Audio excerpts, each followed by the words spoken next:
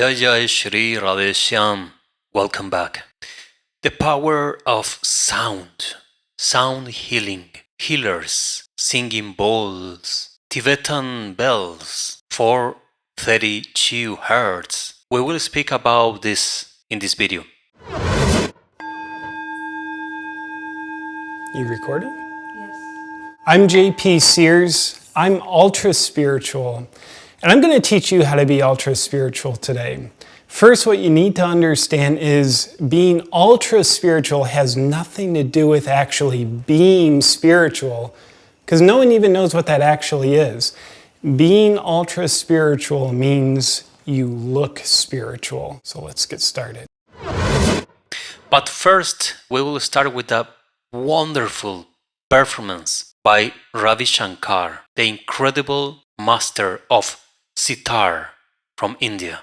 For many of you, Ravi Shankar have been, as it was for me, the very beginning of the studies and the art of raga, music of raga. That music that is so incredible that it never repeats itself, but is a constant flowing of vibrations and spiritual sounds. Now let's take a look to this video. This is the last final concert of Ravi Shankar in India, 2011, Bangalore.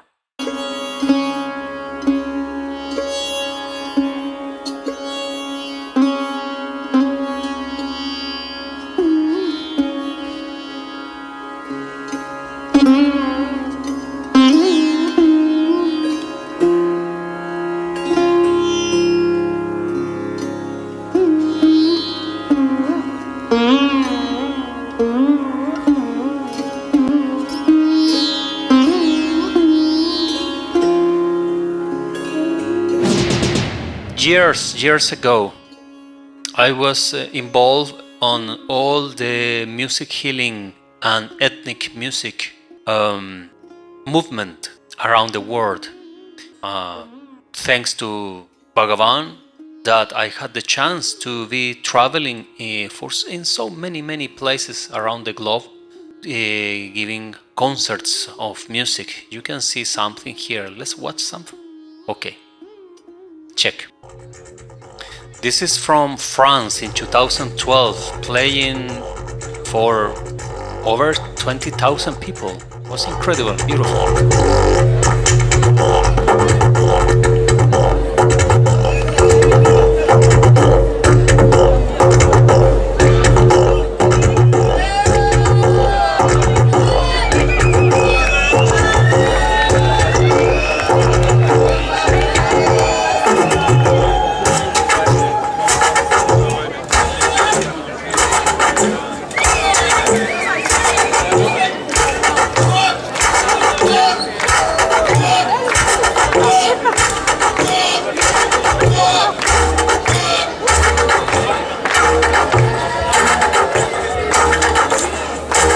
Actually, this is only Didgeridoo. There is no special sound effects or nothing. It's just that you create with your mouth with the breathing techniques, special breathing techniques, and the instrument, one pipe, basically, Didgeridoo.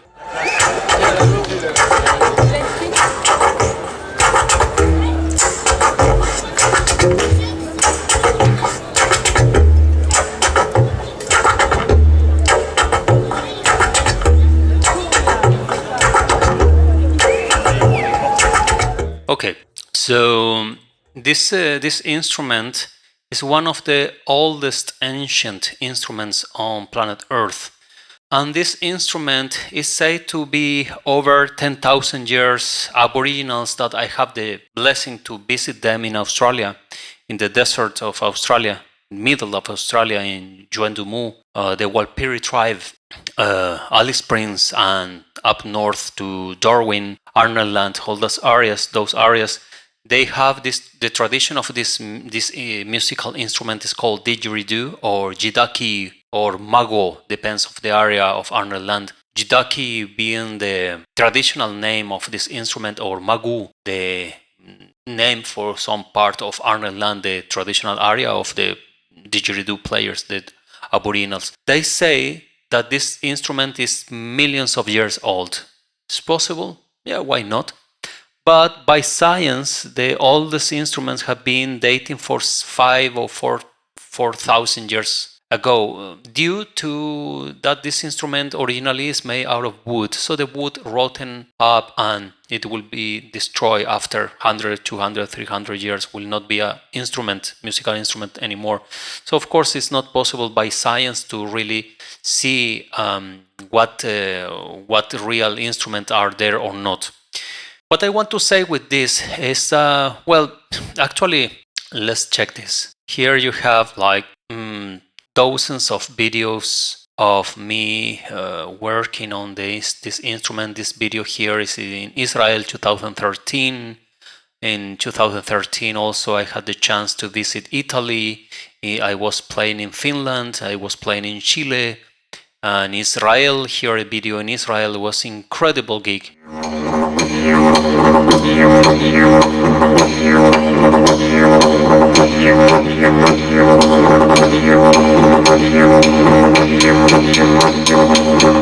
What I am playing there actually is a traditional rhythm pattern that I learned in Australia.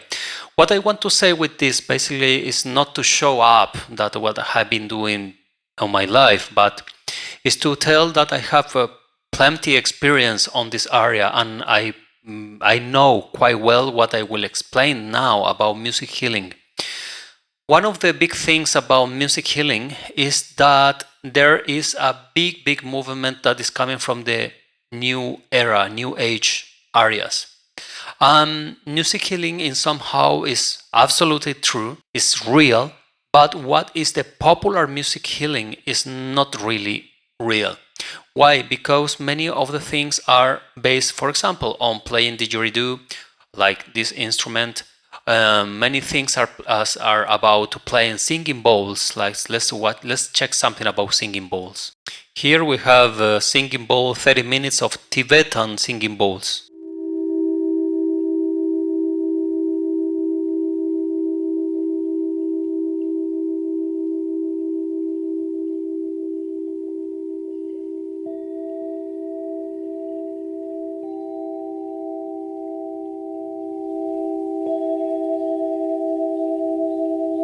Well, I think all of you for sure know this already, so I don't need to be explaining that much what this is. For the one who does not know what this is, it's basically a metal or alliation of metal, like different metals combined in order to create these bowls that when you beat them with this stick, they have this vibration.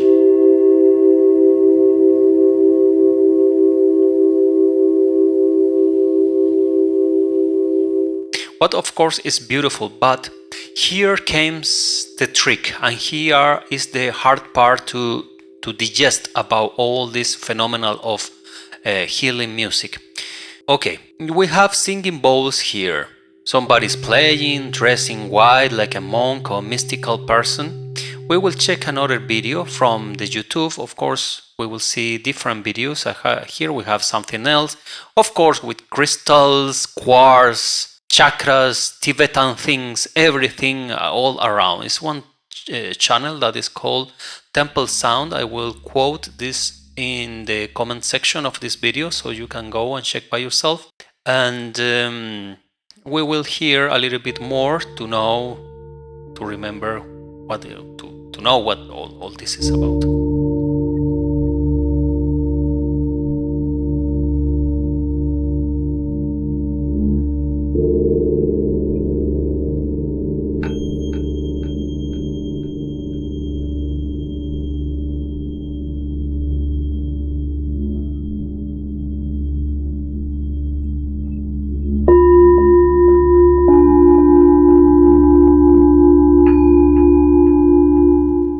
The effect of these bowls is they are pitch tuned in specific notes that when you play them together, they create some chords, the basic chords of music.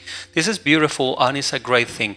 But how true is this that this have the ability of healing? Well, By psychology, we can know exactly that when somebody is in a relaxing state, his mind, her mind will be stable, and everything on his person, emotion, mind, and body will work better. On that way, this have some healing power. But the most important thing on healing, on real healing, is not what music or instrument are you listening to, but the important part of all this is to understand that music must be connected with something superior. It's not enough that one guy is playing bowls here and there and thinking that you will be healed with this. This is not the case, and many times this can fall in the ground of a new age show, nothing else. Because only by listening to this you will get relaxed and a peaceful state of mind.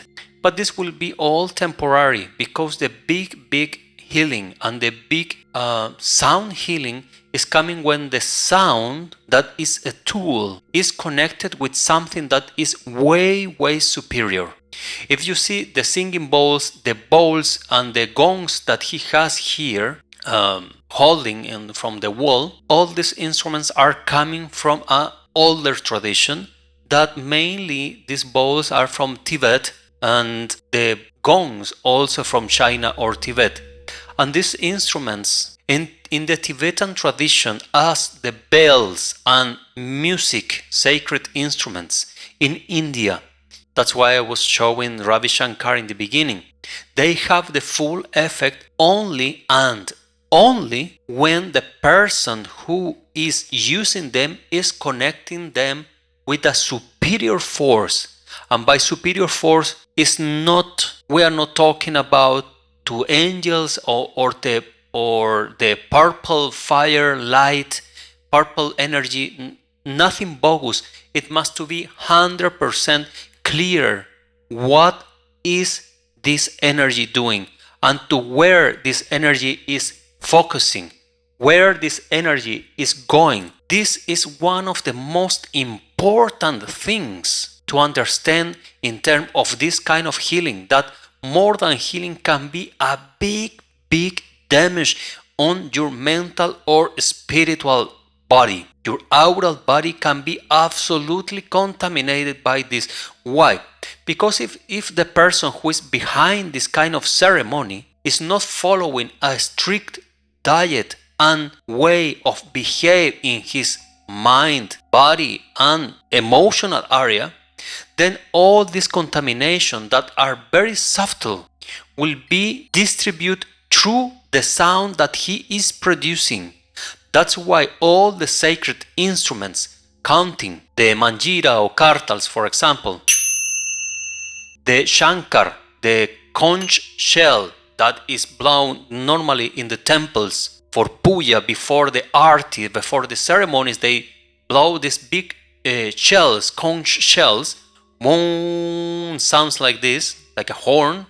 Sacred instruments like the drums, mridanga, dhola, kol, the chants, the use of the voice, the singing bowls, the gongs, all these have been traditionally used by thousands of years by monks only. No anyone who go to a new era shop and buy this and start doing healing. No, because there is a very subtle mental energy that is so important to have in control and to know before doing all this.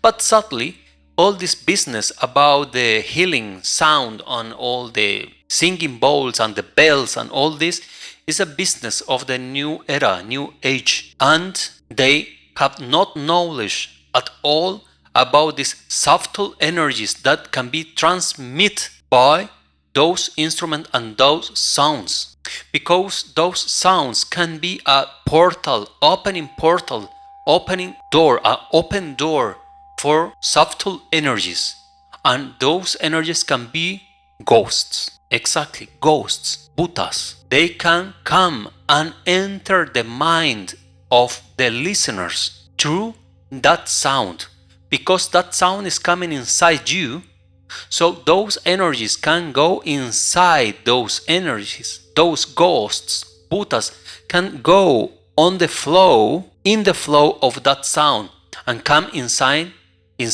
the mind of the listeners. So that's why it's so important to know who is really a healer and who can heal. For that, you need to keep a very strict diet that is far from any kind of lower energy, rajasic energy or tamasic energy, raya guna, tamaguna. Yes, energy of ignorance. For example, energy in ignorance is people or is food, let's say food, because it's not, but let's say food that is containing animal product like meat, blood, or any other animal product that is not milk. Because milk, we can discuss about this, but by text, the milk is a pure food, sattvic. But tamaguna, in tamas, in the darkness, in ignorance, meat consumption is producing darkness, a low energy. Rayaguna is a different energy that means passionate energy, angry, anger, fear, passion. All those energies can be transmitted by this kind of sounds. So that's why it's so important that every time that you use music, you create music, you never play music. You cannot play with the music because sound has such incredible power. You cannot play with the music. The music must be created. The music must be focused. There must be a focus about the music. And all the music must always go in connection with the supreme divine energy, God. Otherwise, that music can create, yes, it can create a portal for lower entities, lower energies. So it's quite often, listen this and start researching, because you will find that my words are true. Many people who is around this healing stuff from the new age, nueva era, they end up with depression, or many end up in some kind of schizophrenic behavior, with a schizophrenic mind. Why? Because all those bhutas, those ghosts can enter their mind through the games they are playing. Playing with music is not safely. One day I was listening the interview to one important jazz player, trumpet player. I don't remember exactly who he was. Coltrane. No, he's not playing trumpet. Anyways, he said something so interesting. He said, have you noticed that mainly the musicians die very young? Musicians die young. I was thinking, yeah, I know, and I can speculate that they die young because of their lifestyle. Many of them overdoses of alcohol, drugs, etc. Nightlife, etc. So of course they get their body suffers so much and they die young. But this man said, this was a black and white interview from 60s or 50s, and he said the problem is that they are playing with music, and music is sacred because it's the language of God. You cannot play with that. And this is exactly what I am saying in this video. You cannot go playing with sacred sounds. First, you must be sacred, in a sacred path, living as a sacred person, and then you can go to the instrument and to reproduce and to expand that energy. Otherwise, you can create an opposite result. Instead of healing, you are killing. Instead of healing, you are producing damage to the others. There is another point about the 432 hertz, that they say that this frequency is a healing frequency, and the Illuminatis or the mafias of the world have been changing the scale of music from 432 to 440 hertz. And this is to kill the healing power of the music. Okay, I will tell you one thing. This is not real either. Do you know why?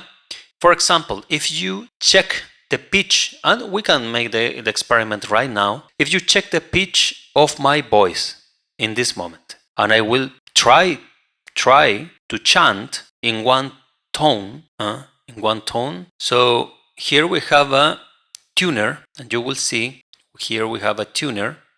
I hope you can see properly.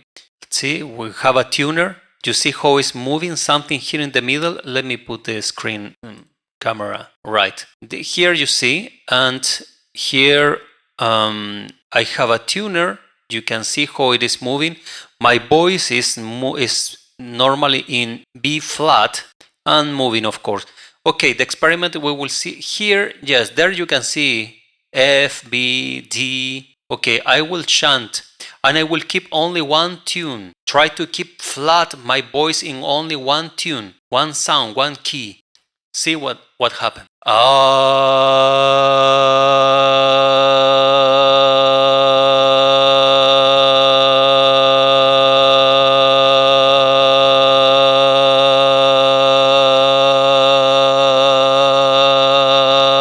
You see the red line that is moving and is showing where is it, the key, where the key is. Check.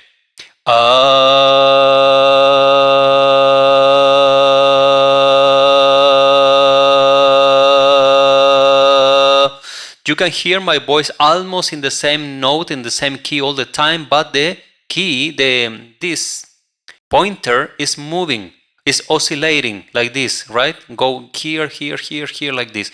This is moving in about 10 cents. So it's moving 1, 2, 3, 4, 10 and come back and go up and back and up and back and up.